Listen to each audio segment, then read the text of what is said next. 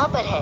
वैकुंठ अथवा वैकुंठ का वास्तविक अर्थ है वो स्थान जहाँ कुंठा अर्थात निष्क्रियता है, वो स्थान जहाँ कुंठा अर्थात निष्क्रियता, अकर्मण्यता, निराशा, हताशा, आलस्य और दरिद्रता ये कुछ ना हो। अर्थात वैकुंठ धाम ऐसा स्थान है जहाँ कर्महीनता एवं निष्क्रियता नहीं है।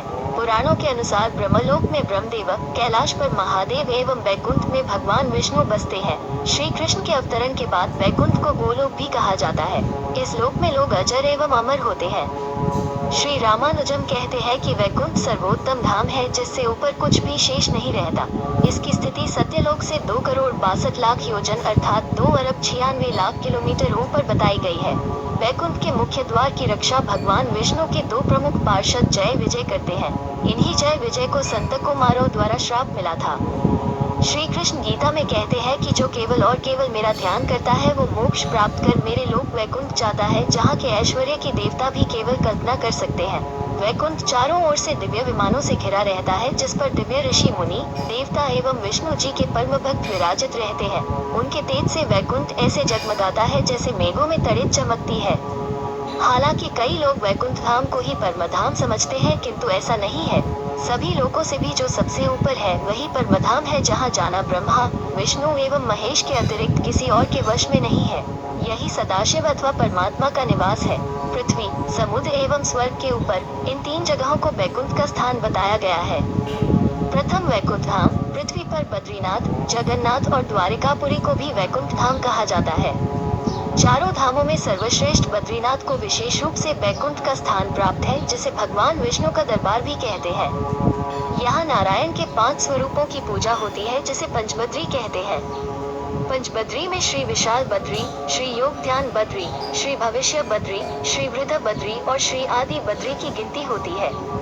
बद्रीनाथ के अलावा द्वारिका और जगन्नाथपुरी को भी वैकुंठ धाम कहा जाता है। कहते हैं कि सतयुग में बद्रीनाथ धाम की स्थापना नारायण ने की थी। त्रेतायुग में रामेश्वरम की स्थापना स्वयं भगवान श्री राम ने की थी। द्वापर युग में द्वारिका धाम की स्थापना योगेश्वर श्री कृष्ण ने की और कलयुग में जगन्नाथ धाम को ही वैकुंठ कहा जाता है। ब्रह्म एवं स्कंद पुराण के अनुसार जगन्नाथपुरी का मंदिर जिसे वैकुंठ माना जाता है वही भगवान विष्णु ने पुरुषोत्तम नीलमाधव के रूप में अवतार लिया था। द्वितीय वैकुंठ धाम, भगवान श्री कृष्ण ने द्वारिका के बाद एक और नगर बसाया था जिसे वैकुंठ कहा जाता था। कुछ इतिहासकारों के अनुसार अरावली की पहाड़ी श्रृंखला पर कहीं वैकुंठ धाम बसाया गया था, जहां इंसान नहीं सिर्फ साधक ही रहते थे। भारत की भौगोलिक संरचना में अरावली प्राचीनतम पर्वत है। भूशास्त्र के अनुसार भारत का सबसे प्राचीन पर्वत अरावली का पर्वत है। माना जाता है कि यहीं पर श्री कृष्ण ने वैकुंठ नगरी बसाई थी। राजस्थान में ये पहाड़ नैऋत्य दिशा से चलता हुआ ईशान दिशा में करीब दिल्ली तक पहुंचा है। अरावली या इरवली उत्तर भारतीय पर्वतमाला है। राजस्थान राज्य के पूर्वोत्तर क्षेत्र से गुजरती 560 किलोमीटर लंबी इस पर्वतमाला की कुछ चट्टानी पहाड़ियां दिल्ली के दक्षिण हिस्से तक चली गई हैं। अगर गुजरात के किनारे अर्बुद या माउंट आबू का पहाड़ उसका एक सिरा है, तो दिल्ली के पास की छोटी छोटी पहाड़ियां उसका दूसरा सिरा है। द्वितीय वैकुंठ धाम, दूसरे वैकुंठ की स्थिति धरती के बाहर बताई गई है। इसे ब्रह्मांड से बाहर और तीनों लोकों से ऊपर बताया गया है। ये धाम दिखाई देने वाली प्रकृति से 3 गुना बड़ा है, जिसकी सुरक्षा के लिए भगवान के 96 करोड़ पार्षद तैनात हैं। इस वैकुंठ में भगवान नारायण अपनी 4 पटरानियों श्रीदेवी, भूदेवी, नीलदेवी एवं महालक्ष्मी के साथ निवास करते हैं। कहते हैं जो भी व्यक्ति को मरणोपरांत मोक्ष प्राप्त होता है, इसकी जीवात्मा इसी वैकुंठ में शंख, चक्र, गदा और पद्म के साथ प्रविष्ट होती है, जहां से वो कभी वापस नहीं आती। अर्थात उसे सदैव के लिए नारायण का सानिध्य प्राप्त होता है। जीवात्मा जब उस वैकुंठ की यात्रा करती है, तो उसको विदा देने के लिए मार्ग में समय, प्रहर, दिवस, रात्रि, दिन, ग्रह, नक्षत्र, माह, मौसम, पक्ष, उत्तरायण, दक्षिणायन, अतल, सुतल, पाताल के देवताओं सहित अन्य 33 कोटि देवता उसे वैकुंठ में जाने से रोकते हैं और किसी अन्य योनि में धकेलने का प्रयास करते हैं। जिस जीवात्मा की आस्था कमजोर होती है वो किसी और योनि में चला जाता है, लेकिन जो परम भक्त होता है वो निरंतर आगे बढ़ता रहता है।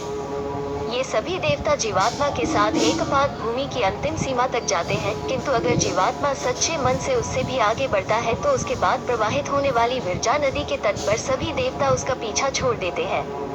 इसी एकपाद विभूति में हमारा संपूर्ण ब्रह्मांड और सारे लोक अवस्थित हैं, जिसके बाद वैकुंठ धाम की सीमा प्रारंभ होती है। इसके बाद त्रिपाल विभूति में विरजा नदी है, जहाँ से वैकुंठ की सीमा आरंभ होती है, जहाँ भगवान विष्णु की आज्ञा बिना कोई प्रवेश नहीं कर सकता। इसी विरजा नदी में वो जीव के पास ले जाते हैं। वहाँ श्रीहरि विष्णु के दर्शन के बाद वो जीवात्मा सदा के लिए वही स्थित हो जाती है। गीता के 8वें अध्याय के 21वें श्लोक में श्री कृष्ण कहते हैं, हे अर्जुन, अव्यक्त अक्षर इस नाम से कहा गया है। उसी अक्षर नामक अव्यक्त भाव को परमगति कहते हैं, तथा जिस सनातन अव्यक्त भाव को प्राप्त होकर मनुष्य वापस नहीं आते, वो मेरा परम धाम है। आज की वीडियो में बस इतना ही। आप सभी का धन्यवाद।